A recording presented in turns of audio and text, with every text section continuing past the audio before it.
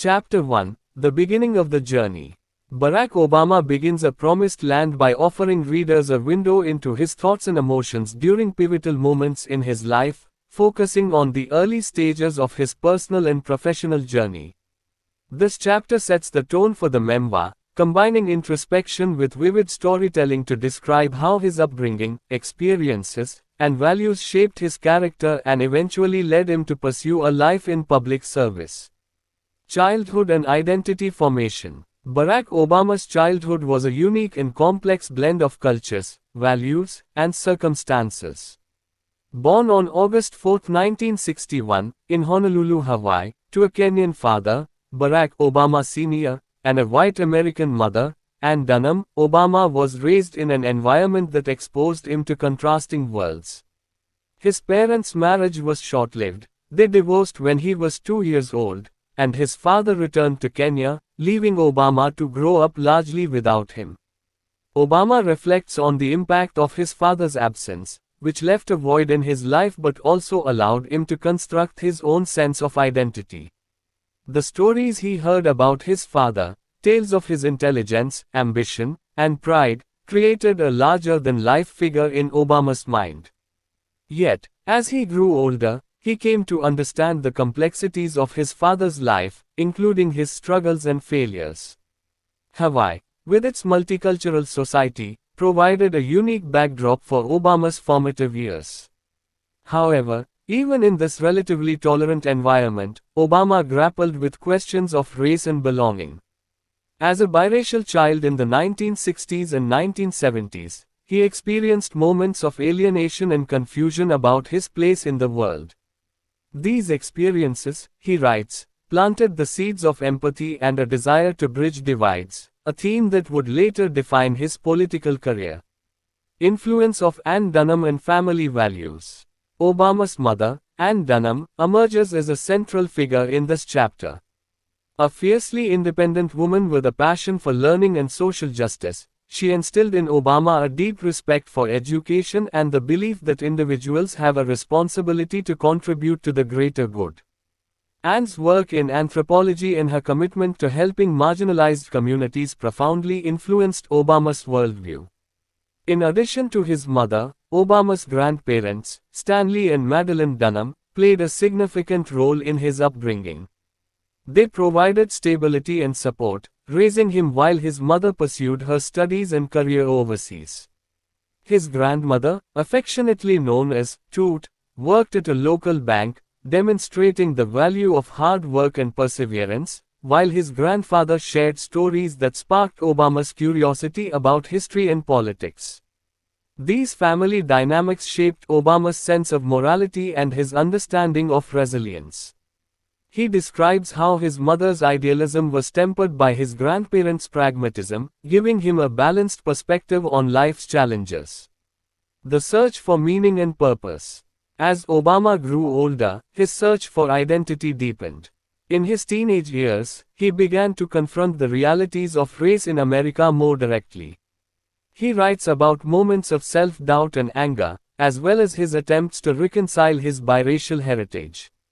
Books became a refuge for him, offering insights into history, politics, and social justice. Works by authors like James Baldwin, Ralph Ellison, and Malcolm X provided a framework for understanding the systemic inequalities he observed around him.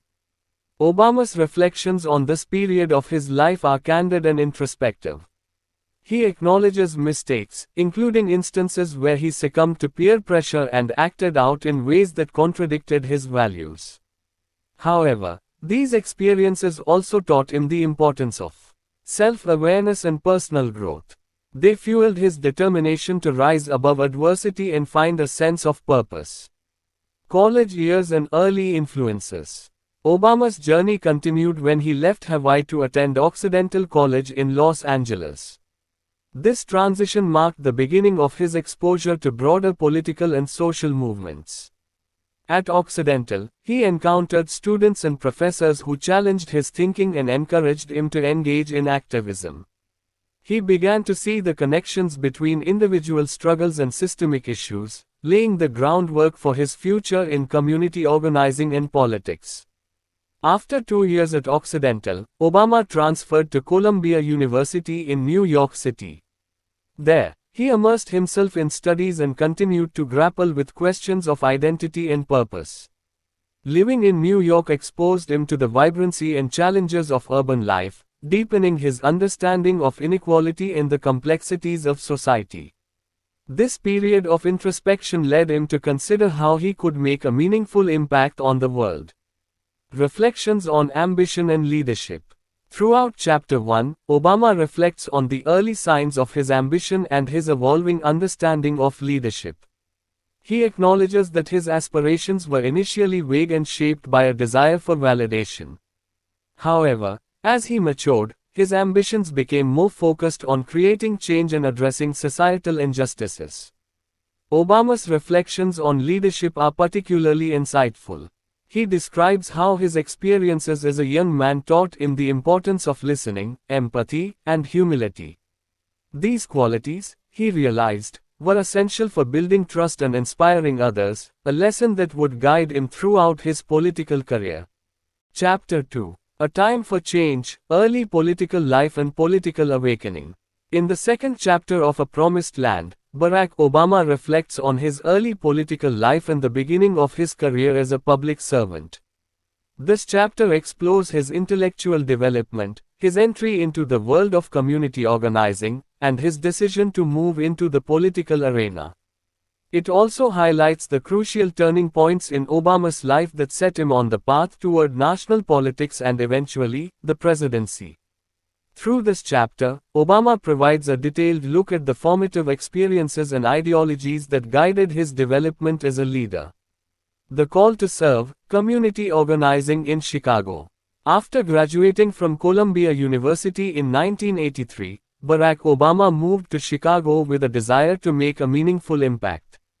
At that point, he had already developed a strong sense of justice and an understanding of the systemic inequalities facing marginalized communities, but he wasn't yet sure how to channel these ideas into practical action. His initial interest in law, sparked by a desire to combat racial inequality, eventually led him to consider community organizing as a viable path for effecting change. Obama's first experience with community organizing came when he joined the Developing Communities Project, DCP, an organization aimed at improving life in Chicago's South Side, a predominantly black and low-income area. Working with the DCP, Obama helped residents combat the effects of school closures, unemployment, and the erosion of local services. His role involved listening to community members, learning their concerns, and organizing grassroots movements to push for policy change. This period of his life profoundly influenced his political philosophy, and Obama often reflects on how much he learned about the power of collective action, the importance of building trust within communities, and the need for patience in fighting entrenched systems of inequality. As he writes, community organizing was not just a career choice, it was an ideological commitment. Obama learned that progress in communities like the South Side of Chicago required an understanding of the intersectionality of race, class, and power. It was through this experience that he truly came to appreciate the importance of working with people at the grassroots level to instigate long-term change. While the work was often challenging and the victories were slow in coming, Obama found a deep sense of purpose in his role as a community organizer. He recalls moments of triumph, such as when local residents successfully pushed back against the closure of schools or demanded better services from the government. These experiences not only solidified Obama's belief in the power of community organizing but also laid the foundation for his political career. Shifting toward law and public policy. Although Obama enjoyed his work as a community organizer, he soon realized that to make more substantial changes, he would need the formal education and institutional support that law and policy could provide. In 1988, Obama entered Harvard Law School with the intention of learning the tools necessary to create policy changes at a higher level of influence. During his time at Harvard, Obama was exposed to a wide range of political philosophies and legal arguments, but his core beliefs about justice and equality remained central to his work. He was especially drawn to the idea that the law should serve the people, particularly those who were most vulnerable. This sense of social justice became the hallmark of Obama's legal studies. He frequently engaged with the idea that lawyers, judges, and policymakers had the responsibility to ensure that the law was not an instrument of oppression but a tool for advancing equality and fairness. Obama's tenure at Harvard was marked by a great deal of academic success. He became the first black president of the prestigious Harvard Law Review, an achievement that symbolized both his academic prowess and his ability to rise above the expectations that many people had about him as a minority. His time at Harvard Law also deepened his understanding of the intricacies of policy and legal reform, and he began to see law as not just a profession, but a means to improve society. However, while Obama excelled at Harvard, he never lost sight of his commitment to community service. Even as he was succeeding academically, he was acutely aware of the privilege that came with his education and the potential responsibility that came with it. He often writes about how the experience made him reflect on the meaning of power, privilege, and what it meant to be a leader. These reflections would prove critical as he transitioned from academia to the real world of politics. Return to Chicago, the Illinois State Senate campaign. Upon graduating from Harvard, Obama returned to Chicago and began practicing law. However, his time in Chicago was brief. After a few years in law practice, he recognized that his passion for social justice could be better fulfilled through a career in politics. In 1992, he launched a campaign for the Illinois State Senate, which marked the beginning of his serious foray into politics. Obama's campaign for the Illinois State Senate was not without challenges. The political landscape in Chicago was dominated by established players with significant influence, and Obama, a newcomer with little political experience, was considered an underdog. However, Obama's experience as a community organizer equipped him with the tools to run a successful grassroots campaign. He knew how to connect with ordinary voters, how to use their concerns to frame the political narrative, and how to inspire people to get involved in the political process. Obama's time in the Illinois State Senate served as a training ground for him to hone his political skills. He focused on issues like healthcare, education, and criminal justice reform, issues that directly impacted the lives of the people in his district. He worked on legislation that would expand healthcare access for low-income residents, and he fought for changes in the criminal justice system that would help reduce racial disparities in incarceration. This period of his life allowed Obama to witness firsthand the complexities of governance and the difficulties of navigating bureaucracy and opposition from political rivals. The emergence of a national figure, the 2004 Democratic National Convention speech. While serving in the Illinois State Senate, Obama was invited to deliver a keynote address at the 2004 Democratic National Convention. His speech, which was broadcast to millions of viewers, was a defining moment in his political career. It showcased his ability to connect with diverse audiences, articulate a vision of hope and unity, and appeal to people's better angels.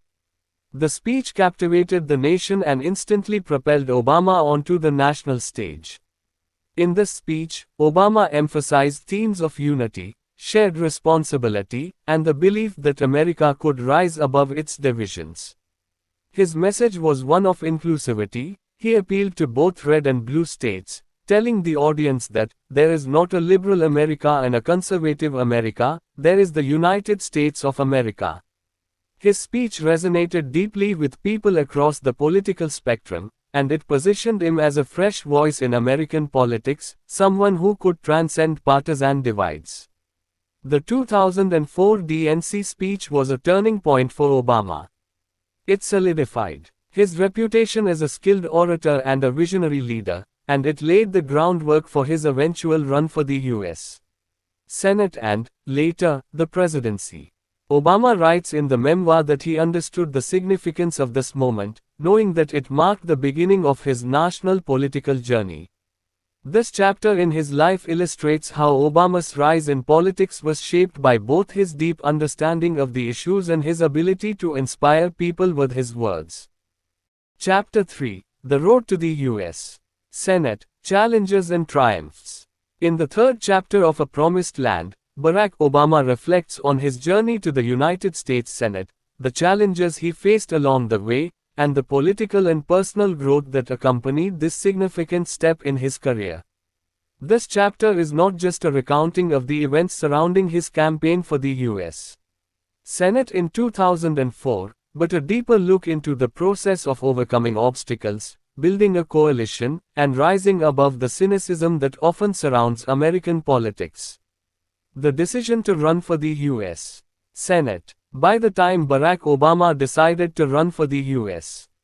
Senate, he had already established himself as a rising political figure in Illinois.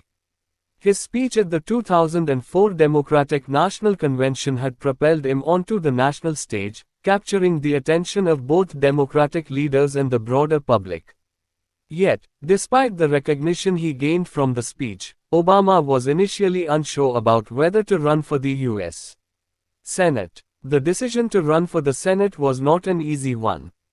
Obama had a young family and a relatively stable political career as an Illinois state senator.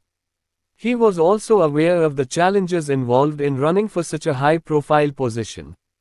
The political landscape in Illinois was marked by entrenched interests, seasoned politicians, and a powerful machine politics system that would prove difficult to overcome. However, Obama was motivated by a desire to bring change to Washington and address the issues he believed were most important to the American people: healthcare, education, economic opportunity, and civil rights. What ultimately led to Obama's decision was his belief that the American political system was failing many people. As he writes in the memoir, he was driven by the belief that Washington needed a new kind of leadership, one that transcended partisan divisions, rejected the influence of money in politics, and focused on the needs of ordinary people. This vision of leadership, combined with the momentum from his DNC speech, led Obama to make the bold decision to run for the Senate. The campaign begins, facing strong opposition. Once Obama made the decision to run, the real work began. As he entered the race for the U.S. Senate, Obama faced a formidable challenge in the form of his Republican opponent, Alan Keyes. However, the path to the Senate was not just about overcoming political rivals, it was about building a campaign that could inspire and energize people across the state of Illinois. In many ways, Obama's campaign for Senate mirrored the challenges he had faced as a community organizer. He needed to create a coalition of supporters, raise funds, and develop a strategy to win over voters in a deeply divided state. However, this time, the stakes were higher, and the challenges were even more complex. Obama needed to connect with people from a broad range of political backgrounds, and he faced criticism from both Republicans and Democrats who questioned his experience and ability to win. Obama's strategy was one of optimism and unity, emphasizing themes of hope and shared responsibility.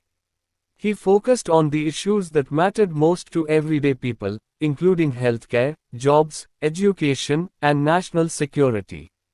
He also made it a point to show that he was not just another politician, but someone who was deeply connected to the struggles of working-class people, and someone who genuinely wanted to make a difference.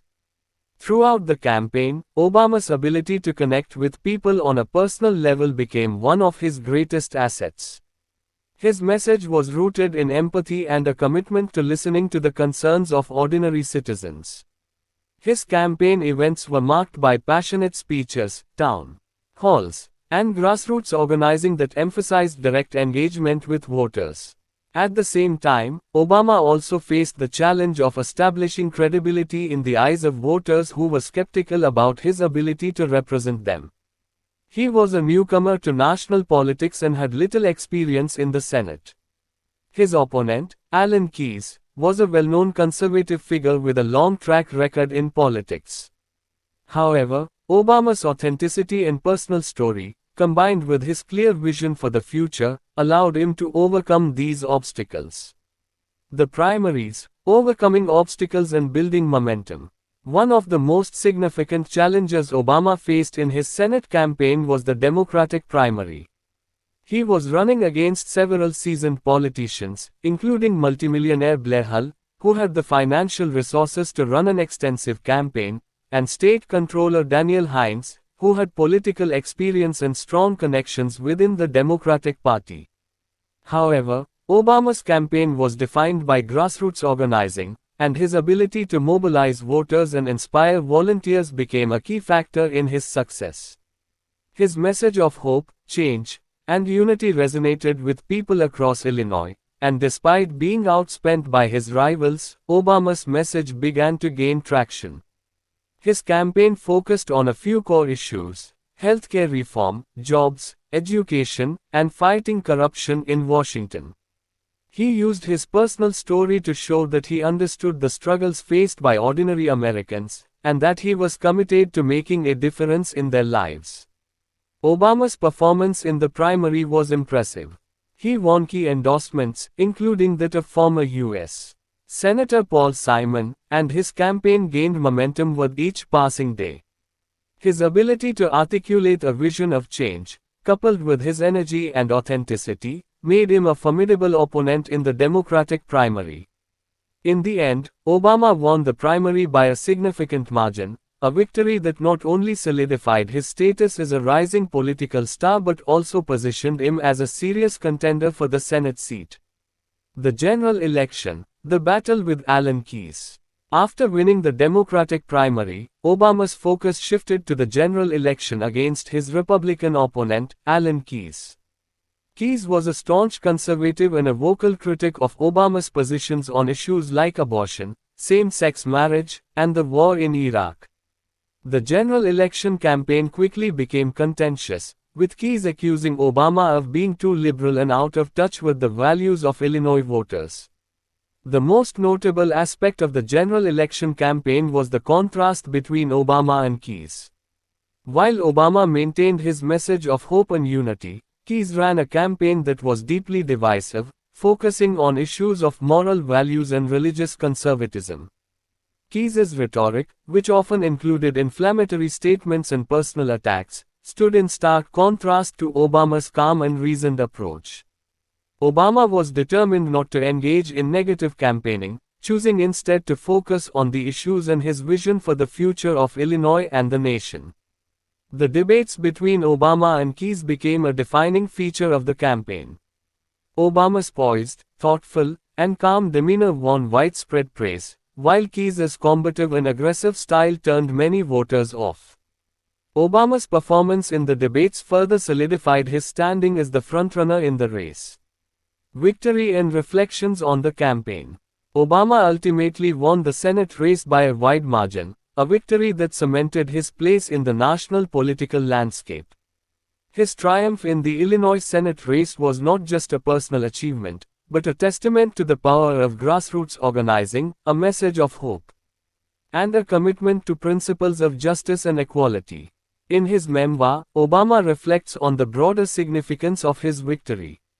It was a moment that symbolized the possibility of change in American politics. He was elected at a time when cynicism and distrust in government were at all-time highs, and his success gave hope to many who believed that the political system was broken beyond repair. Obama's victory also highlighted the power of authenticity in politics. Throughout the campaign, he never wavered from his message of unity, empathy, and service to others. In a political climate where negative campaigning and personal attacks were common, Obama's approach stood out. His ability to remain true to his principles, while also connecting with voters on a personal level, played a significant role in his success. Chapter 4: The Senate Years, Navigating the Political Landscape. In the fourth chapter of A Promised Land, Barack Obama reflects on his time serving as a U.S. Senator from Illinois, the challenges he faced in navigating the complex political environment, and the early steps of his career that ultimately laid the groundwork for his presidential campaign. This chapter offers insight into Obama's development as a national figure, his work in the Senate, and the evolving dynamics of his personal and political life. Settling into the Senate, early days and adjusting to power. After a hard-fought campaign and a decisive victory in the 2004 Senate race, Obama found himself thrust into the corridors of power in Washington. His victory marked a significant shift in his career. No longer a community organizer or a state senator, Obama now had a national platform and a unique opportunity to influence the future of the nation. However, as he quickly discovered, the transition to the U.S. Senate was not without its difficulties. Obama arrived in Washington with a sense of idealism and a firm belief in the power of reasoned discourse and collaboration. He had long been frustrated by the gridlock and dysfunction in Washington and was eager to push for a more thoughtful, bipartisan approach to governance. Yet, upon arriving in the Senate, Obama was confronted by a deeply entrenched political system marked by partisan divisions, lobbying influence, and a general sense of inertia. He writes that the reality of Senate politics was far more complex and frustrating than he had anticipated. Despite his political experience, Obama was still a freshman senator, a relative outsider in a system dominated by career politicians with years of experience. One of the first lessons Obama learned in the Senate was that in order to accomplish anything, one needed to work within the existing structures and relationships. While he entered the Senate with the desire to enact sweeping reforms, he quickly learned that progress in Washington required navigating a labyrinth of committees, rules, and power struggles. As a junior senator, Obama had limited influence, and much of his early work involved building relationships and learning the ropes of Senate politics. Obama recalls his early days in the Senate as a period of intense learning and adaptation. He spent a considerable amount of time meeting with fellow senators and staffers, attending committee hearings, and observing the legislative process. He was especially focused on building relationships across the aisle, believing that bipartisanship was essential for addressing the nation's most pressing issues. Key legislative work, healthcare, ethics, and national security. Though Obama's early days in the Senate were marked by a steep learning curve, he quickly found ways to make a meaningful impact on key issues. As a senator, he worked on a wide range of legislative initiatives, but three areas, healthcare reform, government ethics, and national security, became the focal points of his early work in Washington. One of Obama's primary concerns when he arrived in the Senate was healthcare reform. As someone who had long been interested in issues of economic inequality and access to healthcare, Obama sought to build a legislative agenda that would improve the lives of working Americans. He introduced a number of bills aimed at expanding access to healthcare, particularly for underserved populations. These bills focused on increasing funding for community health centers, improving Medicare and Medicaid programs, and expanding access to preventive care. While his healthcare initiatives faced considerable opposition, especially from Republicans and special interest groups, Obama's ability to forge alliances with senators on both sides of the aisle allowed him to make progress on these issues. He also worked with the Democratic leadership to pass legislation aimed at reducing the influence of special interest groups in politics, a priority that aligned with his broader vision of creating a more transparent and accountable government. Another key area of focus for Obama in the Senate was government ethics. As he settled into his role, Obama became increasingly concerned with the ways in which money and special interest groups influenced the legislative process. He worked to introduce reforms that would address the culture of corruption in Washington, seeking to reduce the influence of lobbyists and to make campaign finance more transparent.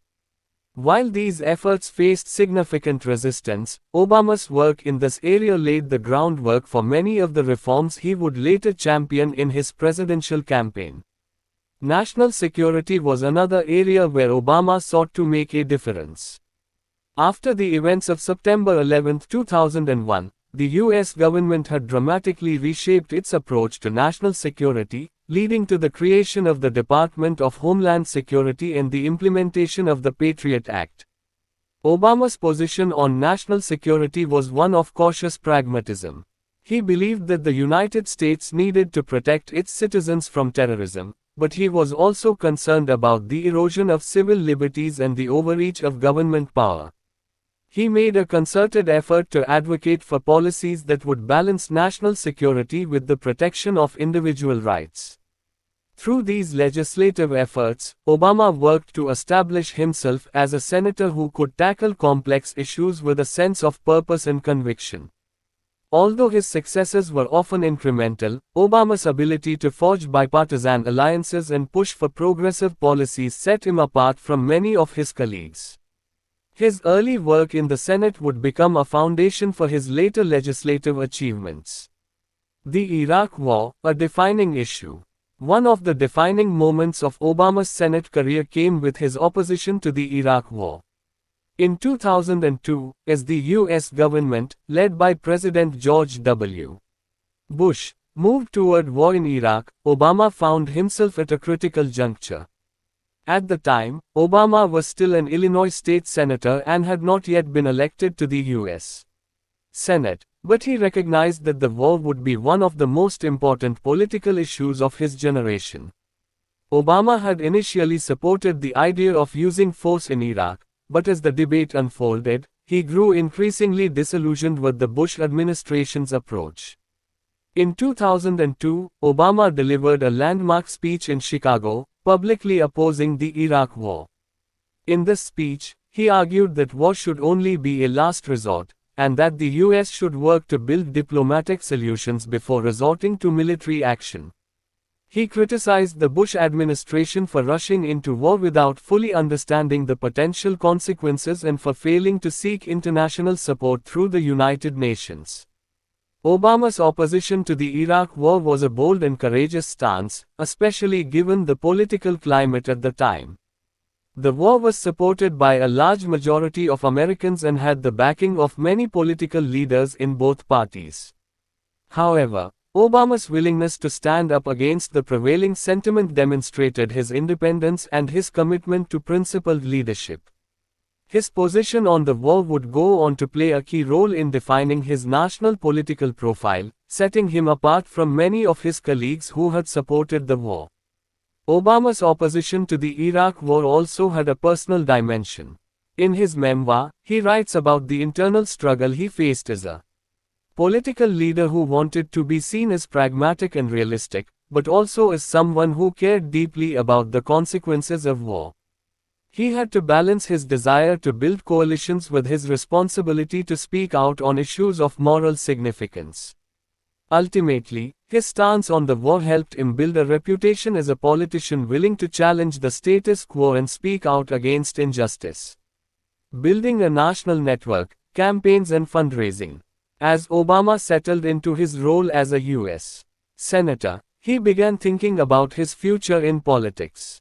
He recognized that, in order to effect lasting change on a national scale, he would need to build a broad political network that extended beyond Illinois. He also understood that fundraising would be a crucial part of his future campaigns. Obama's ability to raise funds and build a national network was one of his most important assets as he considered his future political career. His fundraising success was not just about money, it was about building relationships with people who believed in his vision for America. He was able to tap into a grassroots network of supporters who were eager to see a different kind of leadership in Washington. His ability to inspire people to contribute not just financially but also in terms of time and energy was a testament to his personal connection with his supporters. Obama's fundraising efforts also reflected his commitment to a new kind of politics, one that emphasized small donations and rejected the influence of big money donors. This approach was in stark contrast to the traditional methods of fundraising that relied on large contributions from corporate donors and special interest groups. Obama's ability to raise millions of dollars from a diverse group of small donors would become a hallmark of his presidential campaign and a symbol of his belief in a politics that served the people, not the powerful. Chapter 5. The Struggles and Triumphs of Presidential Campaign. In Chapter 5 of A Promised Land, Barack Obama delves into his decision to run for President of the United States, the challenges he faced in launching his campaign, and the evolving landscape of American politics. The chapter focuses on the period when Obama transitioned from being a U.S. senator to a presidential contender, an extraordinary leap in both ambition and scale. As with previous phases in his life, this new journey was filled with obstacles, moments of doubt, and unexpected triumphs. The decision to run for president. As the chapter begins, Obama reflects on the moment he first considered running for the presidency. It was not a decision he took lightly. By 2006, Obama was already a rising star in the Democratic Party, with his powerful 2004 DNC keynote address having propelled him to national prominence. Despite the widespread admiration for his message of hope, unity, and change, Obama was unsure about whether he was ready to launch a campaign for the highest office in the land. In the early years of his Senate career, Obama was content focusing on his legislative work and building a reputation as a thoughtful, pragmatic leader. However, as time passed, Obama began to feel a sense of urgency. The country was facing deep challenges, from the war in Iraq to rising economic inequality, and Obama believed the political system was failing to address the needs of ordinary people. He had watched from the sidelines as political leaders in Washington struggled to move beyond partisan gridlock, and he felt compelled to take action. The nation, he believed, was at a crossroads, and the need for transformative leadership had never been greater. What ultimately pushed Obama to make the decision to run for president was his belief that America needed a new direction, a vision rooted in hope, unity, and a commitment to progress. He was inspired by the idea of mobilizing millions of Americans to take part in a political movement that could transcend the partisan divisions that had come to define Washington. Obama saw his candidacy as an opportunity to galvanize a new generation of voters and bring fresh ideas to the table. Despite these idealistic motivations, Obama was also acutely aware of the immense challenges involved in running for president. He had limited experience on the national stage compared to some of the other potential Democratic contenders. He lacked the financial resources and political connections of many of his rivals, including former Vice President Al Gore, Senator Hillary Clinton, and former Senator John Edwards. Furthermore, Obama was fully aware of the deep divisions in American society, particularly the racial divide, and how this would affect his candidacy. He had spent his life navigating the complexities of race, identity, and privilege, and he knew that his race as an African American would be a central issue in the campaign. Despite these challenges, Obama felt called to run. His decision to enter the race was not one driven by ambition alone, it was the culmination of years of experience, reflection, and a growing sense of responsibility. Obama's belief in the power of hope and change, coupled with his deep frustration with the status quo, led him to announce his candidacy in February 2007. The campaign begins, building the organization.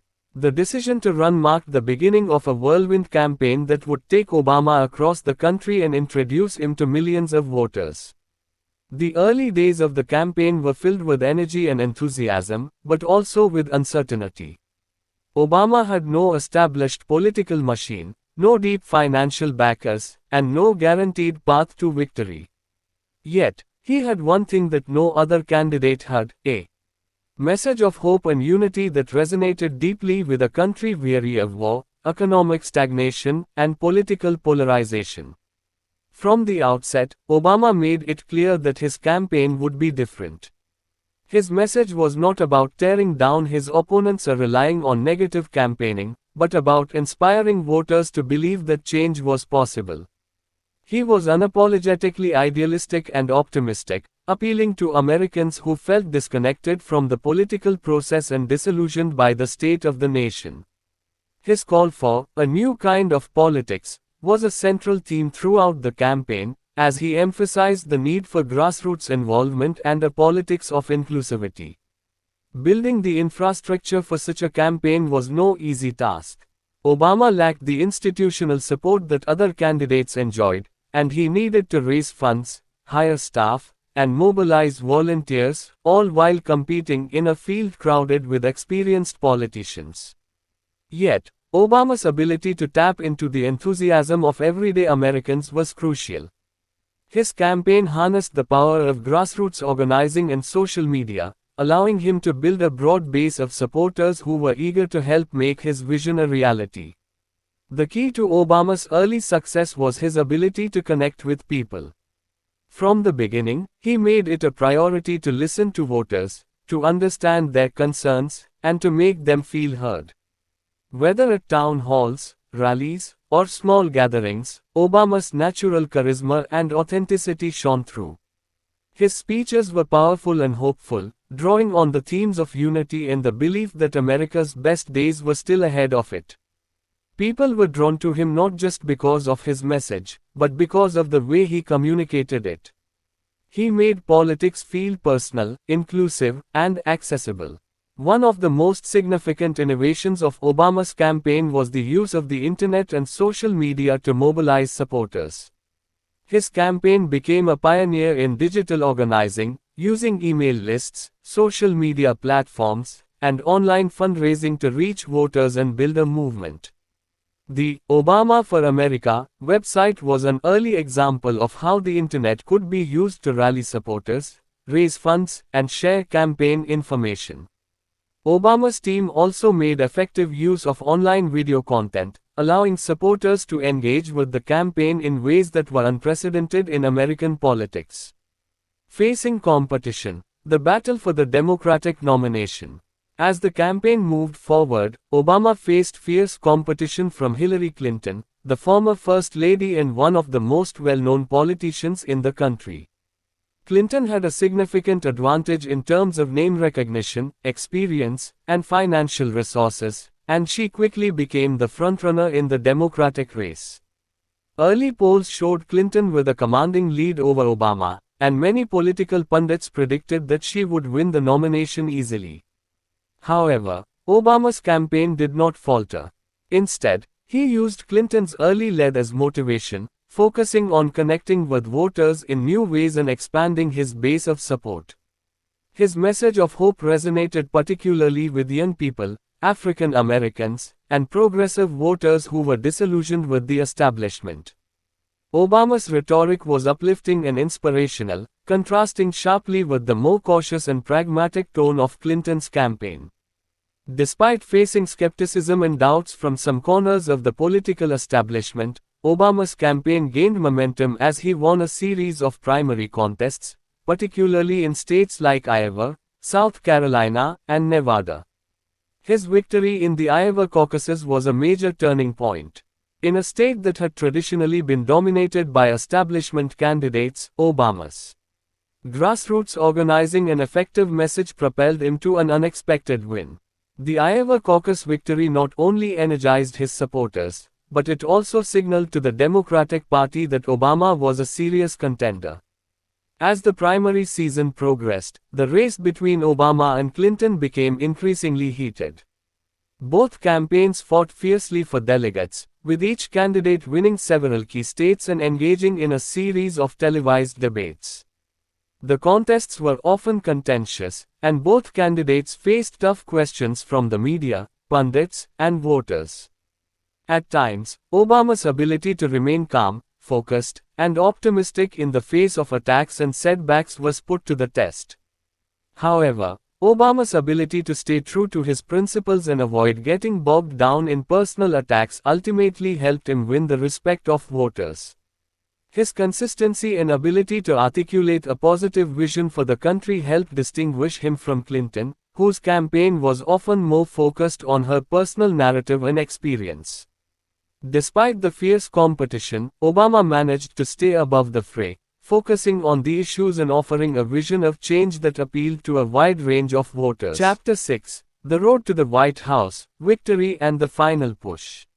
In Chapter 6 of A Promised Land, Barack Obama chronicles the final phase of his intense campaign for the presidency, highlighting the pivotal moments that would ultimately shape his road to victory.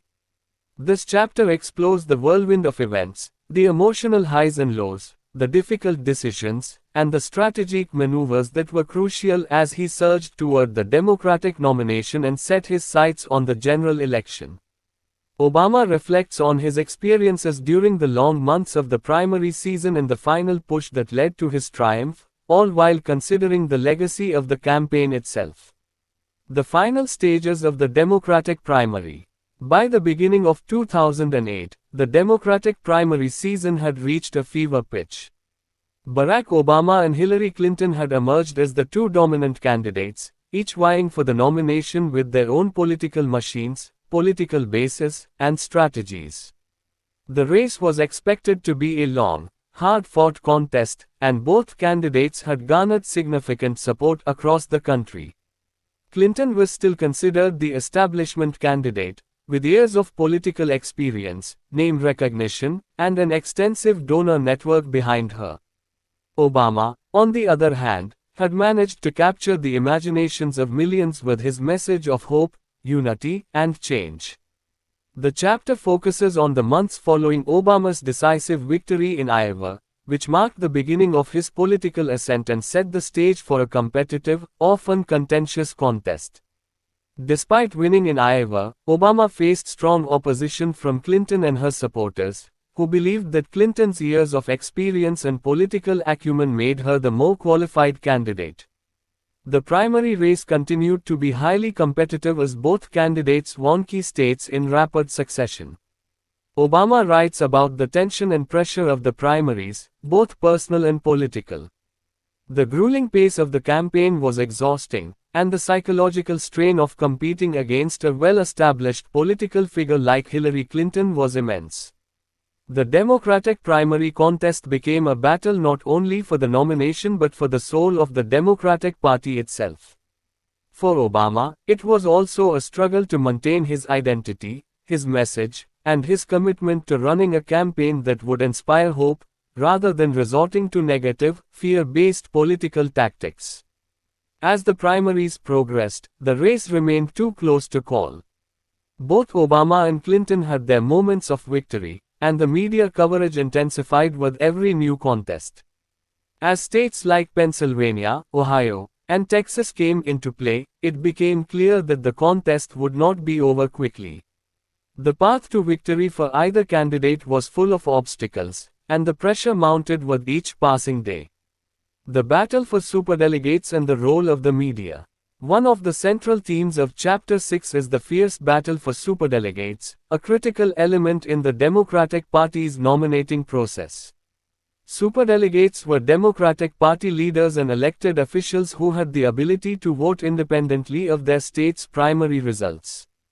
This feature of the primary system often created a sense of uncertainty and controversy, as the outcome of the nomination could be influenced by these influential party insiders.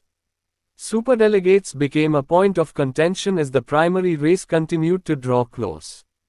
Obama, who had been winning a majority of the primary contests, recognized that he needed to secure the support of superdelegates to ensure a clear victory. Clinton, on the other hand, sought to convince the superdelegates that her experience and political connections made her the best choice to take on the Republican nominee in the general election. The fight for the superdelegates became a tense, and sometimes bitter, part of the primary season. Obama emphasizes the importance of staying true to his message of hope and change during this period, even as the pressures of the political process began to weigh on him.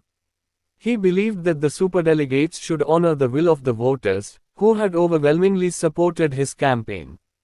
This sense of fairness and justice became a key part of his argument, as he worked to secure the support of the party elite while remaining committed to the grassroots nature of his campaign. Another major factor that played a significant role in Obama's journey toward the nomination was the media.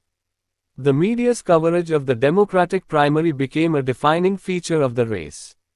Early in the campaign, Obama had been lauded as the new hope for the country, but as the race became more contentious, the media began to focus on the negative aspects of both candidates' campaigns. Media outlets often covered the personal feuds between Clinton and Obama, fueling tension between their supporters and making the race seem more about personality than policy. Obama's ability to navigate this media landscape was crucial. He had to maintain his focus on the issues while dealing with the sensationalist nature of the media coverage. He became increasingly aware of the way the media shaped public perception and tried to remain disciplined in his messaging, ensuring that his ideals of hope, unity, and progress were always at the forefront of his campaign narrative. The long road to the nomination. As the primary season drew to a close, the Democratic Party was left with a fractured field. Both Obama and Clinton had won a substantial number of primaries, but neither had secured the required number of delegates to clinch the nomination outright. The race was, in many ways, a political and emotional tug-of-war, with Obama supporters urging the superdelegates to recognize the momentum of his campaign, while Clinton's supporters pushed for a continuation of the fight. The Democratic National Convention loomed on the horizon, and the party faced a delicate balancing act. Obama writes candidly about the internal struggles he experienced during this period. Though he was confident in his vision and his campaign, he felt the weight of the immense responsibility that came with potentially being the first African American president. He often wondered whether he was the right person to lead the country and whether the American people would truly be ready for such a dramatic change. He also felt a strong sense of duty to the millions of supporters who had backed his candidacy, many of whom had placed their hopes and dreams on his victory. The chapter details the emotional intensity of this period, the stress of the long battle, the toll it took on his family, and the personal sacrifices that were required to continue the fight. Despite these pressures, Obama remained steadfast in his determination to run a campaign that would inspire the nation, and his ability to stay composed during these tense moments became one of his defining qualities as a candidate. In the final weeks before the Democratic National Convention, Obama and Clinton fought a fierce battle for delegates, culminating in the historic moment when Clinton's delegates, though still supportive of her, agreed to back Obama as the presumptive nominee. The road to victory had been long and grueling, but the final endorsement from Clinton represented the closing of one chapter and the beginning of another, the general election campaign. The historic nomination and the general election. The moment Obama officially secured the Democratic nomination was historic. His victory was a testament to the power of grassroots organizing, the ability to inspire voters, and his commitment to running a campaign that emphasized the need for change. Obama's candidacy represented a break from the past, a move toward a new vision for America, and a rejection of the politics of division and fear. At the Democratic National Convention, Obama gave a speech that galvanized the nation. He acknowledged the significance of his candidacy as the first African American nominee of a major political party, and he recognized the struggles of those who had come before him, those who had fought for civil rights, equality, and justice. Obama's speech was filled with themes of hope, unity, and the belief that America could overcome its challenges. His acceptance speech was a defining moment of his political career, marking his transition from a senator to a leader with the ability to rally millions of Americans behind his vision. As the Democratic nominee, Obama now had to prepare for the general election against the Republican candidate, Senator John McCain. The general election would present a new set of challenges, but Obama was confident that his message of change could resonate with voters across the country. He knew that the stakes were high, but he also knew that he was running a campaign that was grounded in hope and optimism, qualities that he believed could help heal a nation divided by war, economic hardship, and partisan gridlock. Chapter 7, The General Election Campaign, The Final Fight for the Presidency. In Chapter 7 of A Promised Land, Barack Obama reflects on the intensely competitive and often contentious general election campaign against the Republican nominee, Senator John McCain. This chapter explores the strategic, emotional, and political challenges Obama faced as he moved from being the Democratic nominee to the President-elect of the United States. With the eyes of the nation fixed on the candidates, The stakes had never been higher, and the personal toll on Obama and his team was immense. Throughout the narrative, Obama examines how he and his campaign team navigated the turbulent political landscape, the media's influence, and the emotional highs and lows of the final push toward the White House. The transition from primary to general election. After securing the Democratic nomination, Obama and his team turned their attention to the general election. While the Democratic primary had been grueling, the general election presented a whole new set of challenges. The tone of the race shifted, and Obama was now facing the seasoned political veteran, John McCain, a man with decades of political experience and a reputation as a war hero. McCain, who had been in the Senate for over 20 years, was a formidable opponent who brought with him both institutional Republican support and a wide base of loyal voters. Obama knew that the election would not only be a test of his message but also a referendum on the country's trajectory. The economic crisis, the wars in Iraq and Afghanistan, and America's increasing political polarization loomed large over the campaign. He understood that the nation was at a crossroads, and his victory would be a signal for change in the face of immense challenges. The beginning of the general election campaign was marked by heightened scrutiny from the media.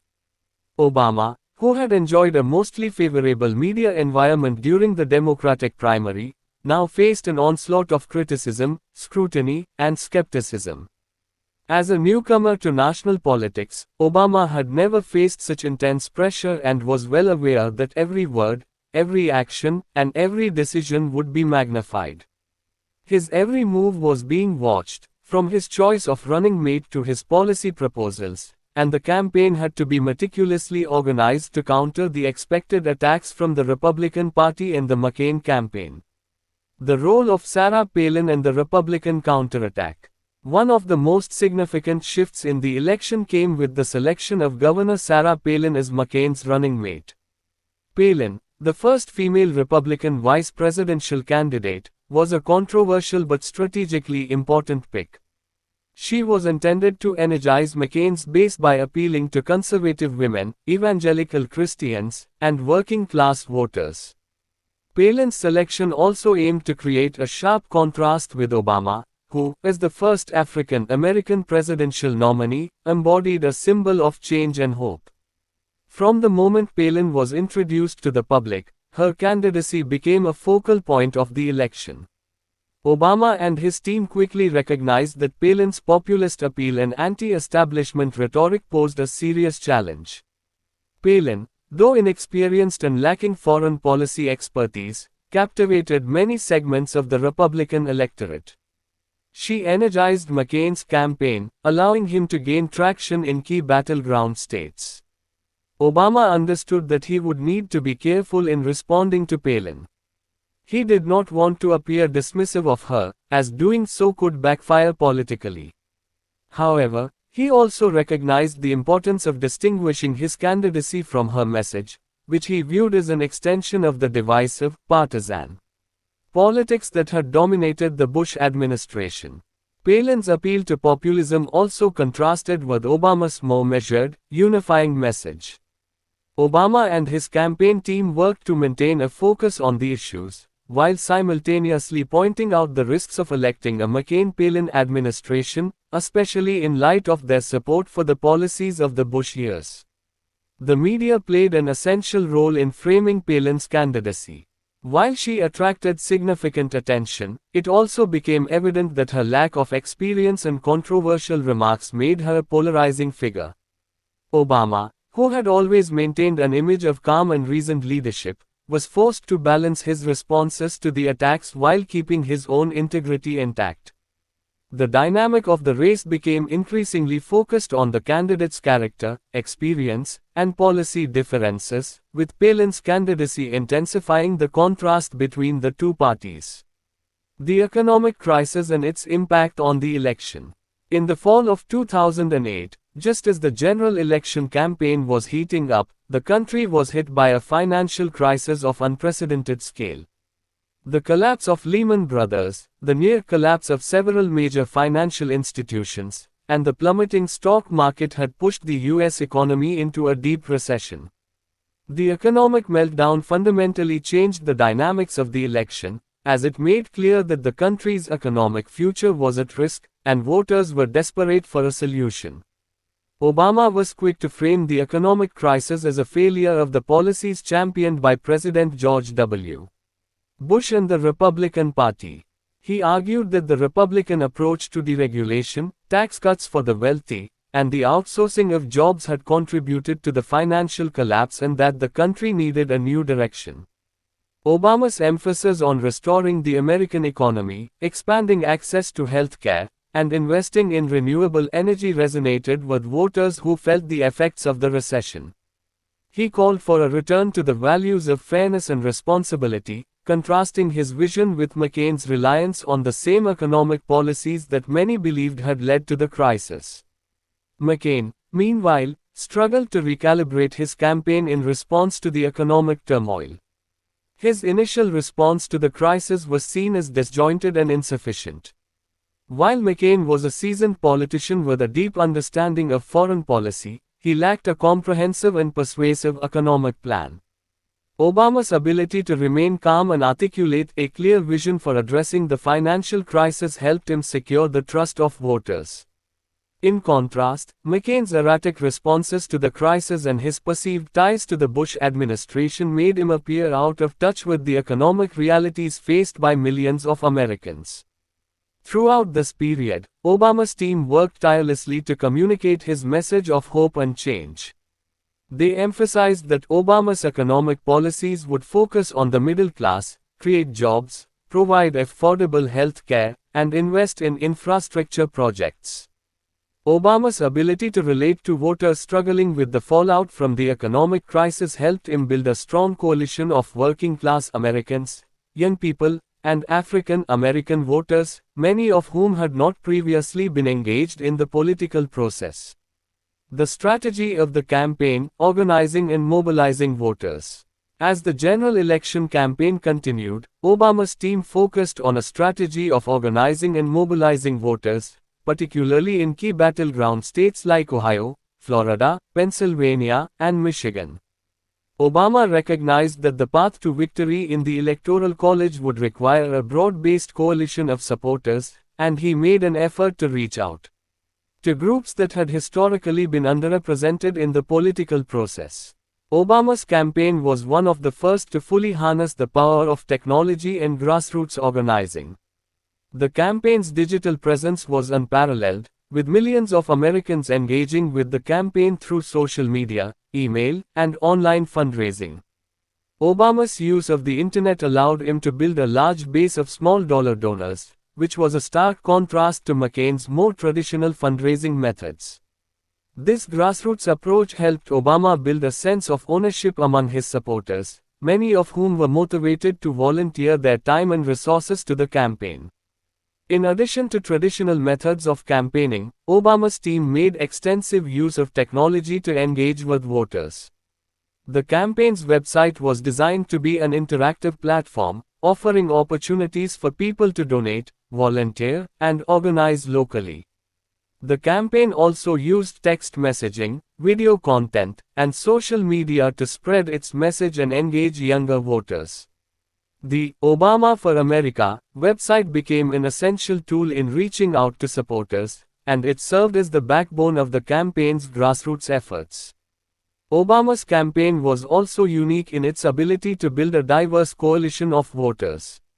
He reached out to African American, Latino, and young voters, groups that had been historically underrepresented in presidential elections. His message of hope and change resonated deeply with many voters who felt disenfranchised by the political process. As Obama traveled across the country, he was greeted by crowds of enthusiastic supporters, many of whom had never participated in a political campaign before. These supporters formed the foundation of his movement, and their passion and energy helped propel Obama to victory. The final days: victory in the emotional moment. As election day approached, the momentum in the race seemed to favor Obama. The national polls showed him with a steady lead, and his campaign had the financial resources and infrastructure to win the battleground states. Despite the challenges, Obama and his team remained focused on the goal of securing victory, all while continuing to deliver a message of unity and hope. The final days of the campaign were intense, with Obama traveling across the country, attending rallies, and making his case to voters. The emotional toll of the campaign was evident as Obama gave everything to reach the finish line. He reflected on the long journey he had taken, from his early days in Chicago organizing communities to his rise in the U.S. Senate and now, standing on the cusp of history as the first African American to be a major party's nominee for president. The day after the election, Obama learned that he had won the presidency. His victory was a historic moment, not just for him personally, but for the entire nation. As the nation watched, he was declared the 44th President of the United States. The victory speech he delivered was a mixture of triumph, gratitude, and hope. He acknowledged the struggles of the American people and promised to restore the country's place in the world, to heal the deep divides, and to work toward a brighter future. Chapter 8 of A Promised Land by Barack Obama covers a transformative period in his life, the early days of his presidency. This chapter delves into the monumental tasks that Obama and his administration faced as they took office during a time of significant economic and social challenges. With the country still reeling from the 2008 financial crisis, the wars in Iraq and Afghanistan, and deepening political divisions, Obama's leadership was immediately tested. The chapter highlights his initial decisions, the composition of his team, and the obstacles he had to navigate while attempting to fulfill his campaign promises. The inauguration and the weight of history. Barack Obama's inauguration as the 44th President of the United States on January 20, 2009, was a defining moment in American history. For Obama, the event was both a personal and collective milestone, symbolizing the culmination of his remarkable journey from a state senator to the first African American president. Yet, despite the excitement and emotional weight of the moment, Obama was acutely aware of the massive challenges awaiting him in the Oval Office.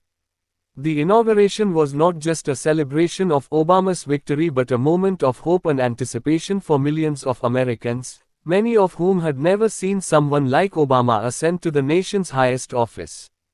The American people, exhausted by 8 years of Bush-era policies and the ongoing economic crisis, looked to Obama to deliver on his promises of change, unity, and restoration. His victory was seen as a symbol of progress, but the reality of governing was far more complex. In his inaugural address, Obama delivered a speech that was both hopeful and realistic.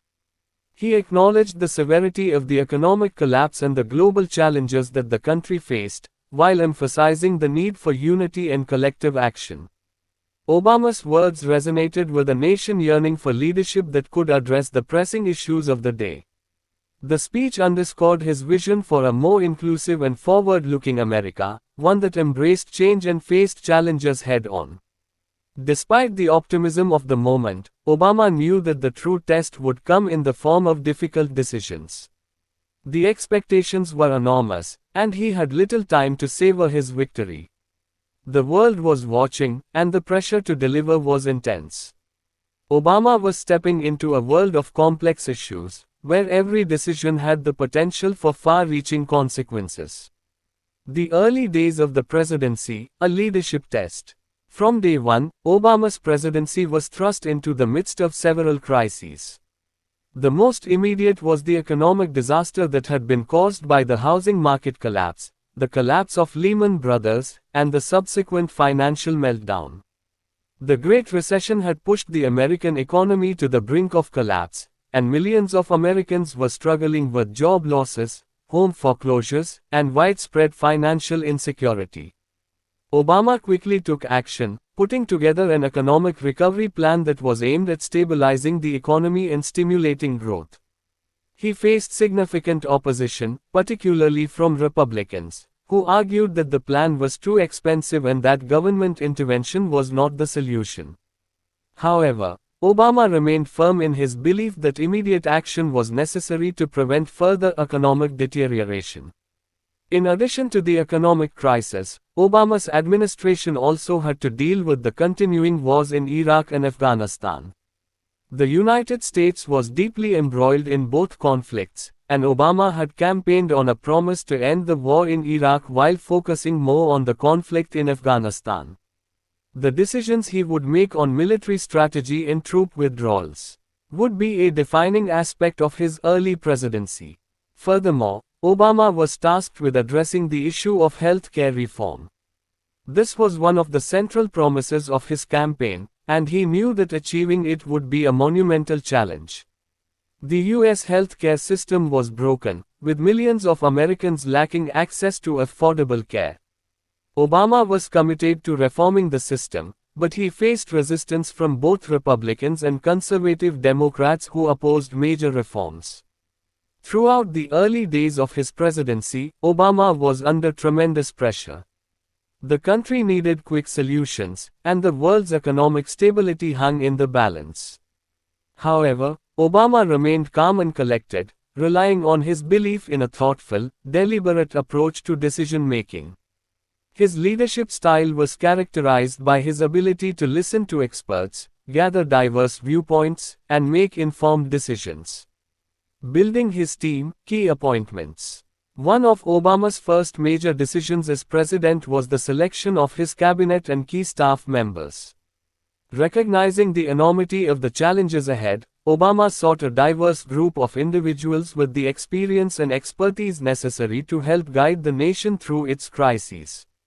He was committed to assembling a team that was not only highly qualified but also reflective of the country's diversity and values. Among his early appointments were figures like Hillary Clinton, who was appointed Secretary of State, and Timothy Geithner, who became Secretary of the Treasury. These appointments were critical in shaping Obama's administration, as they brought a mix of experience, credibility, and expertise to the table. Clinton, as former First Lady and a former senator, was a well-known figure in American politics. Her appointment was seen as a significant move by Obama to bring unity to the Democratic Party after a contentious primary race. Clinton's experience in foreign policy was also a major asset as Obama faced challenges on the global stage, particularly in relation to the wars in Iraq and Afghanistan. Timothy Geithner, a former president of the Federal Reserve Bank of New York, was chosen to lead the Treasury Department.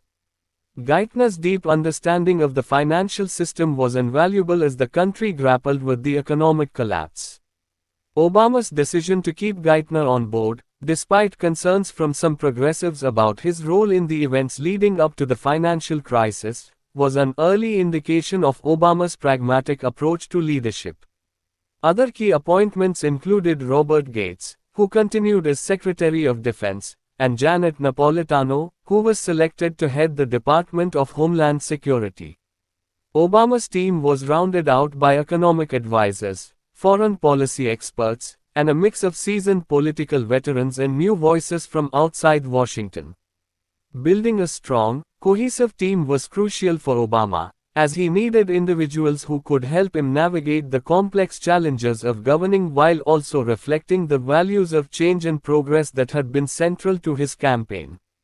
The economic stimulus package, a historic response.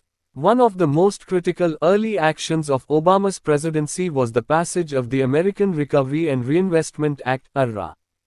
This $787 billion stimulus package aimed to provide immediate relief to the economy, create jobs, and invest in infrastructure. The package was designed to stimulate the economy by investing in sectors like clean energy, education, and healthcare while providing direct aid to state and local governments. Obama faced significant opposition to the stimulus plan, particularly from Republicans who argued that it was too expensive and would not lead to meaningful long-term economic growth. However, Obama and his team remained determined, understanding that immediate action was required to prevent a full-blown depression. The ARRA was a controversial measure, and its passage marked one of the first major political battles of Obama's presidency. Despite the political divisions, the stimulus package passed in February 2009, providing a much-needed infusion of government spending into the economy. The package was credited with helping to stabilize the economy and prevent further economic collapse, though its long-term effectiveness was the subject of debate. Addressing the wars in Iraq and Afghanistan. Another major challenge facing Obama was the ongoing wars in Iraq and Afghanistan. During the campaign, Obama had promised to end the war in Iraq and refocus U.S. efforts on the conflict in Afghanistan. The reality of managing two wars was far more complex, and Obama had to make difficult decisions about troop levels, military strategy, and the overall direction of U.S. foreign policy. Obama inherited a deteriorating situation in Afghanistan, where the Taliban was resurging and U.S. military forces were struggling to stabilize the country. The situation in Iraq was also fragile, with tensions between Sunni and Shia factions threatening to unravel the fragile peace that had been established. Obama had to balance the need to withdraw troops from Iraq while ensuring that U.S. forces remained in place to secure the gains that had been made. The decision to send more troops to Afghanistan was a pivotal moment in Obama's presidency. After much deliberation, Obama announced in December 2009 that he would send an additional 30,000 troops to Afghanistan in an effort to combat the Taliban and stabilize the country. This decision was controversial, as many believed that it contradicted Obama's campaign promise to focus on a more limited military engagement. However, Obama defended the decision, arguing that it was necessary to prevent Afghanistan from becoming a safe haven for terrorists. In Iraq, Obama worked to implement a phased withdrawal of U.S. troops, fulfilling his campaign promise to end the war. While the U.S. military presence in Iraq was reduced, Obama's administration had to deal with the lingering challenges in the region, including sectarian violence and political instability. Healthcare reform, a bold and difficult challenge. Another priority for Obama was healthcare reform. During his campaign, Obama had promised to overhaul the U.S. healthcare system to make it more affordable and accessible for all Americans. This was a difficult task, as the U.S. healthcare system was deeply entrenched in a mix of private and public entities, with millions of Americans uninsured or underinsured. The debate over healthcare reform dominated much of Obama's first year in office. The president faced resistance from Republicans, conservative Democrats, and powerful interest groups like the insurance industry. The challenges of crafting a bipartisan bill and navigating the interests of various stakeholders were immense. Ultimately, Obama's administration pushed forward with the Affordable Care Act, ACA, a sweeping healthcare reform package that aimed to expand health insurance coverage, lower costs, and reduce the number of uninsured Americans. The passage of the ACA was a historic achievement, but it came at a significant political cost. The bill passed without any Republican support, and it faced significant opposition from conservative groups and the media. Chapter 9 of A Promised Land by Barack Obama takes us deeper into the unfolding story of his presidency during his first term. In this chapter, Obama reflects on key moments and decisions that marked the period following the early days of his administration. It focuses on the political dynamics that shaped his presidency, the successes and setbacks of his policy agenda, and the intense scrutiny he faced from both the media and political opposition. The chapter also explores his growing understanding of the complexities of governance, as well as his personal experiences during this transformative period of American history. The struggles of governing, a year of promise and hardship.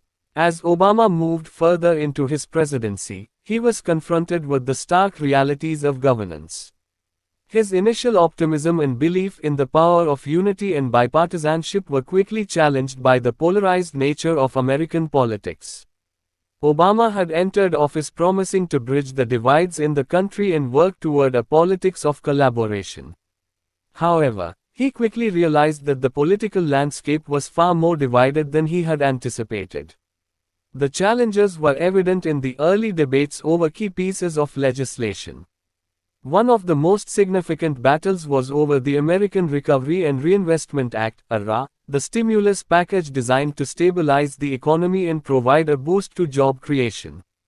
The bill, which had passed early in Obama's presidency, faced fierce opposition from Republicans and some conservative Democrats. They criticized the bill for its size and scope, arguing that it was a wasteful expenditure of taxpayer dollars. In the aftermath of the ARRA's passage, Obama found himself embroiled in a heated political environment. While the stimulus helped stabilize the economy to some degree, it failed to fully resolve the lingering effects of the recession. Unemployment remained high, and many Americans felt the pain of the financial crisis in their daily lives.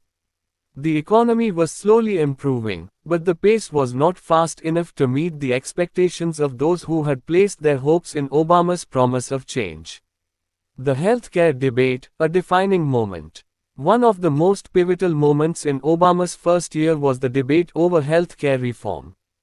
Obama had long identified healthcare as a key priority for his presidency. The U.S. healthcare system was riddled with inefficiencies, high costs, and a significant portion of the population without access to affordable insurance. Obama understood that reforming the system would be one of the most ambitious and difficult challenges of his presidency.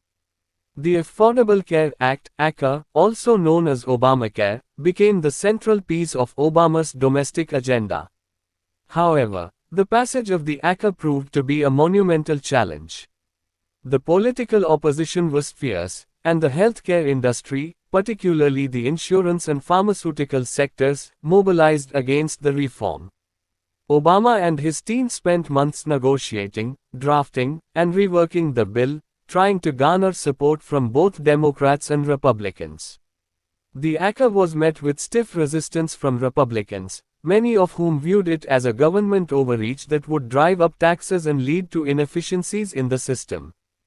Despite the opposition, Obama pushed forward with the bill, arguing that it was necessary to provide affordable health insurance to the millions of Americans who lacked coverage. The bill ultimately passed in March 2010, but the process was long, contentious, and politically costly. Obama's determination to pass healthcare reform in the face of significant opposition was one of the defining moments of his presidency. The passage of the ACA was a historic achievement, but it also exposed the deep divisions in American politics. The fight over healthcare laid bare the polarization in Washington and the difficulties of achieving bipartisan consensus in a time of intense ideological division. The midterm elections and political setbacks. In the wake of the passage of the Affordable Care Act, Obama faced a series of political setbacks.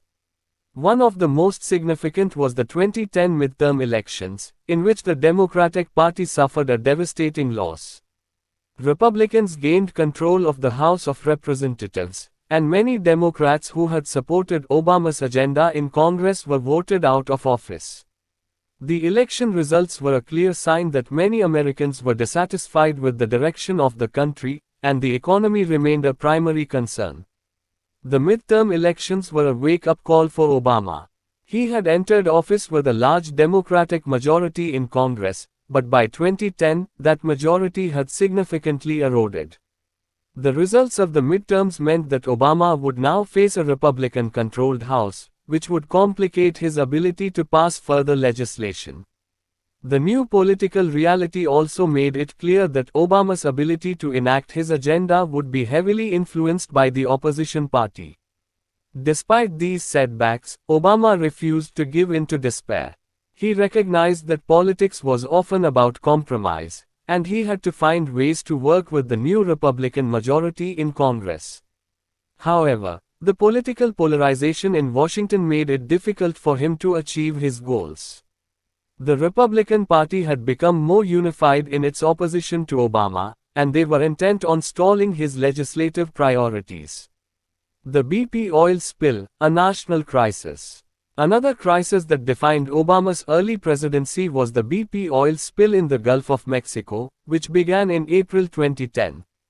The disaster was one of the worst environmental catastrophes in U.S. history, with millions of barrels of oil spilling into the Gulf and devastating the ecosystem. The spill was a stark reminder of the vulnerabilities of the nation's energy infrastructure, and it prompted intense criticism of the oil industry and the federal government's response to the crisis. Obama's handling of the BP oil spill became a test of his leadership. He faced significant criticism for his administration's initial response, which was seen as slow and inadequate.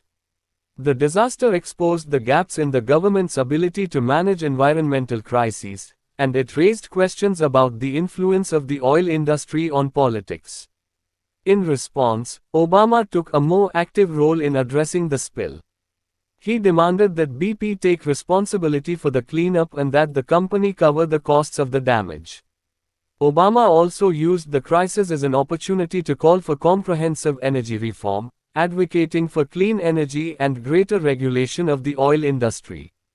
The BP oil spill was a reminder that Obama's presidency would be marked by unexpected challenges, and his response to the crisis would shape his reputation as a leader. The recession and the long road to recovery. The economic recovery from the 2008 financial crisis remained a central focus of Obama's presidency throughout his first term. The recession had left millions of Americans out of work and struggling to make ends meet, and the recovery was slow and uneven. Unemployment rates remained high, and many businesses continued to face financial difficulties. Despite the challenges, Obama and his economic team remained focused on creating jobs and revitalizing the economy. One of the key components of the recovery effort was the continuation of stimulus measures, including tax cuts and government spending on infrastructure projects. Obama also emphasized the need for financial reform to prevent a repeat of the reckless practices that had led to the financial crisis in the first place. While the economy showed signs of recovery by the end of 2010, many Americans were still feeling the effects of the recession. The job market remained tight, and wages stagnated for many workers. Obama faced increasing pressure to demonstrate that his policies were working and that the recovery was not just a temporary blip but a long-term trend. Foreign policy, the global stage. On the global stage, Obama continued to grapple with foreign policy challenges. The wars in Iraq and Afghanistan were ongoing, and Obama faced tough decisions about troop deployments and military strategy. In Afghanistan, Obama authorized a surge of U.S. forces in an effort to combat the Taliban and stabilize the country. The situation in Iraq remained fragile, and Obama was determined to follow through on his promise to withdraw U.S. troops from the country. Obama's foreign policy also included efforts to engage with other countries, including a major reset in relations with Russia and outreach to Muslim nations. One of the most significant moments in his early foreign policy was his speech in Cairo in 2009, where he called for a new beginning in U.S.-Muslim relations. Obama's message of diplomacy and engagement resonated with many around the world, though it faced criticism from some who believed it was too idealistic. The challenge of balancing diplomacy and military action was a central theme of Obama's foreign policy. He sought to build partnerships and strengthen alliances, while also taking a firm stance against terrorism and nuclear proliferation. The global stage was complex, and Obama's decisions on foreign policy would have lasting consequences for U.S. standing in the world.